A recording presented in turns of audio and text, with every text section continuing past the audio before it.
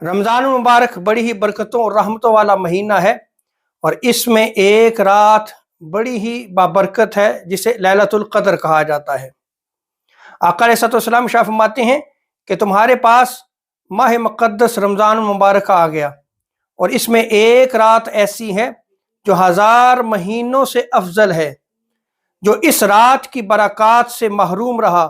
جو اس رات کی بلائیوں سے محروم رہا، وہ ہر برکت اور بھلائی سے محروم رہا، اور اس رات کی برکتوں اور بھلائیوں سے وہی شخص محروم رہتا ہے جو ازلی محروم ہو۔ اور لیلۃ القدر کو اگر تلاش کرنا ہے